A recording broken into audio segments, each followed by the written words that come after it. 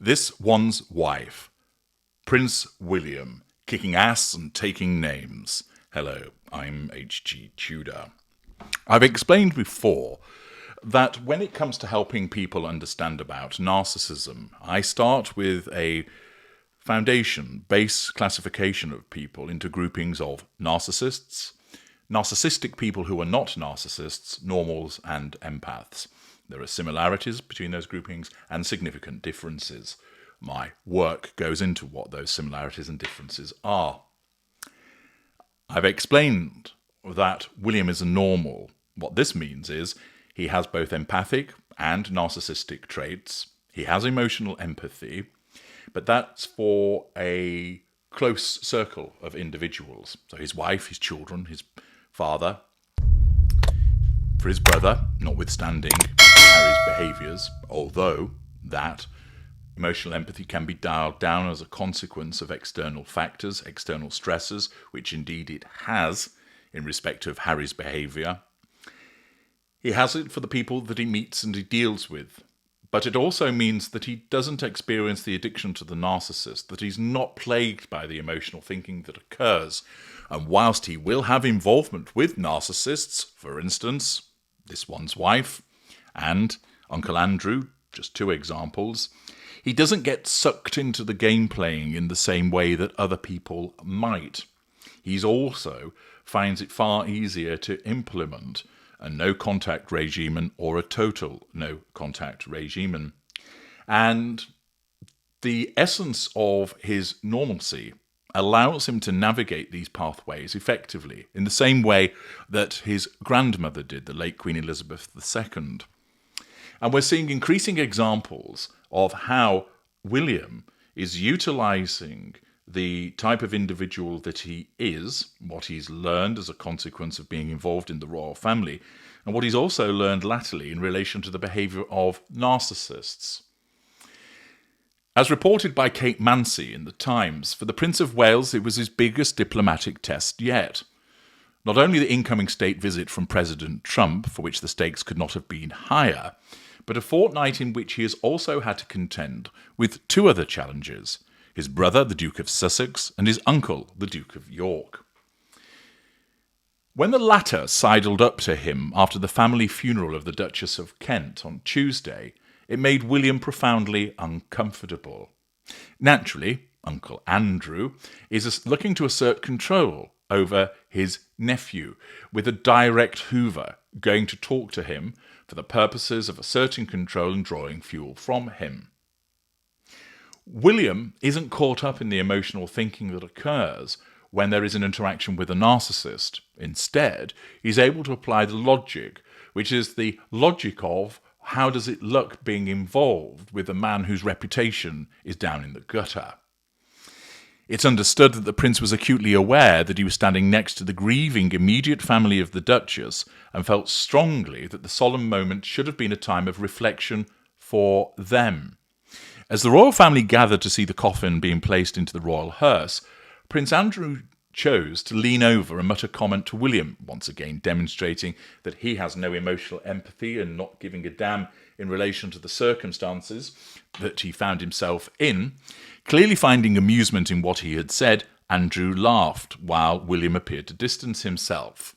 This little interaction provides a noteworthy example of how Prince Andrew, being his normal, bombastic, self-absorbed self, thinks it's appropriate to crack a gag at a funeral while somebody is being placed in the royal hearse. William naturally recognises that it's inappropriate, but it's also inappropriate for him to give his uncle the time of day. Accordingly, he backs away from him and distances himself. You'll recall, a few years ago, Scarfgate. Remember that excellent piece of footage where this one's wife is trying to make eyes at William, and he recognises that she is trying to use her supposed womanly wiles upon him, and therefore he becomes particularly absorbed in arranging his scarf, i.e. he ignores her, which, since he can't run away from her at that moment as they were exiting the church at Christmas, he does his very best to not give her anything by failing to acknowledge her and focusing on something else. He has become practiced in his ability to deal with these narcissists.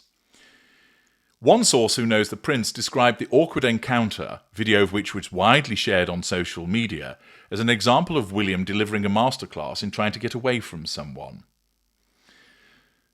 The problem of Andrew's attendance at such events is a matter not only for the king, but also something William will have to consider when he becomes monarch.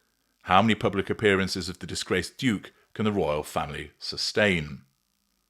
As you know, Andrew stepped down from royal duties as a consequence of his friendship with the sex offender Jeffrey Epstein, and he was banned from public royal occasions. But he is, however, usually still permitted to join private family gatherings, because although he no longer works for the royal family, he is still part of that family. Some people felt it would have done better for him to enter the funeral with a more discreet entrance rather than making a fuss of his presence, which, of course, he doesn't want to do because, as a narcissist, he wants to be seen at the event so that he can draw fuel. Apparently, when he stepped out of the car at Westminster Cathedral, some members of the public gasped to see him. He ought to have dropped in quietly. However, William dealt with him. He kicked ass in the way that he distanced himself, recognising that Andrew is an individual that taints reputation. Furthermore, within a matter of days, William was supporting another family, one whose grief appeared to have been almost overlooked. In Cardiff last week, William met the family of Jack Lewis, whose death by suicide in 2019 at the age of 27 prompted the establishment of the Jack Lewis Foundation. Ashley Thomas, who found help at one of the charity's drop-in centres after struggling to see a GP later, became a volunteer. He told the prince, "If it wasn't for the Jack Lewis Foundation, I don't know where I'd be." On the same day, however, Prince Harry's first meeting with the king in 19 months distracted the attention of the media. This no doubt irked William, who has now steeled himself for the long game, preferring to carry on with the day job while ignoring a brother he has no desire to see. A Kensington Palace source said of William, "What we're seeing is the man flourishing. He earned his stripes as a global statesman last year, and you saw him this week wear those stripes with pride and ease." And that's reference to his involvement with President Trump at the state banquet.